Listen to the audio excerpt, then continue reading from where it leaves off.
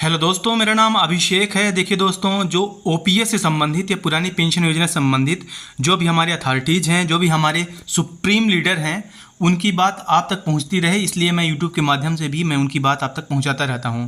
दोस्तों, डॉक्टर मनजीत सिंह पटेल जी सर, ये एनएमओपीएस जो national movement for old pension scheme है, ये इसके बहुत बड़ी अथॉरिटी हैं। इन्होंने आज तक जो बातें बोली हैं वो लगभग 100% बात सच हुई है।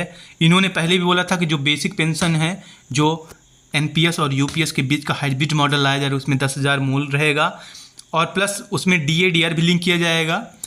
और साथ ही साथ इन्होंने ये भी बोला था कि ये जो पेंशन मॉडल है, जो यूपीएस है, इसमें सुधार जल्दी होगा, क्योंकि जैसे ही हाइब्रिड मॉडल यूपीएस के तौर पे सामने आया तो उसका एम्प्लॉयज यूनियन विरोध करने लगा। सबसे ज़्यादा विरोध किसका हुआ? विरोध देखिएगा 10% कटौती का हुआ, जो गवर्नमेंट रखेगी उसका हुआ। लेकिन इससे भी ज़्यादा जो विरोध हुआ है वो इस बात का हुआ है कि यदि कोई कर्मचारी गवर्नमेंट एम्प्लॉय 25 साल बाद यदि वीआरएस लेता है, वैसे 20 साल बाद होना चाहिए इसका वीआरएस का टाइम, तो हो सकता है इस पर भी कोई अपडेट आ जाए। तो बाय द वे, अगर वीआरएस कोई 45 की एज में लेता है तो उसको पेंशन कब से मिलेगी? 60 साल की एज से मिलेगी। 15 साल उसके क्या मिलेगा? कुछ नहीं। मतलब वो जिए मरे कोई फ़र्क नहीं, लेकिन उसको 15 साल वेट ही करना पड़ेगा अपना 60 जब 60 की एज पे जाएगा तो पेंशन पाने के लिए।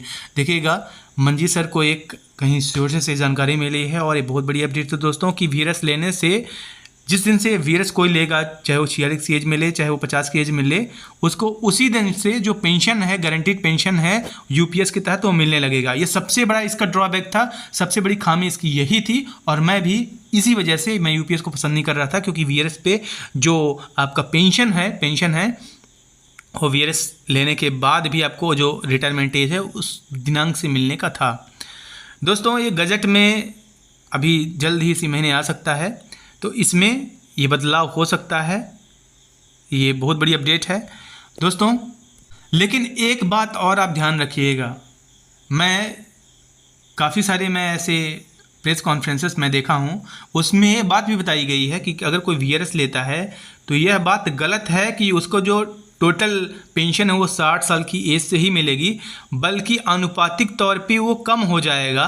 मतलब अगर कोई 60 साल तक सर्विस नहीं करता तो उसको पेंशन तो मिलेगी, लेकिन 50% जो प्रावधान है वीआरएस में भी, तो उतना ना मिलके इससे आनुपातिक तौर पे कम पेंशन बनेगी। तो दोस्तों, देखना यह है कि क्या वीआरएस में 50% ही पेंशन दी जाती है, कुछ कम कर दिया जाता है, या क्या प्रावधान रहते हैं। फिलहाल के लिए जो भी होगा मैं सामने अपडेट्स लाऊंगा। लेकिन बहुत बड़ी अपडेट है कि जो अभी गजट आएगा उसमें वीआरएस पे यूपीएस में ऑलरेडी अब सुधार की पूरी संभावना है, और ऐसे सोर्सेस से बात पता चली है।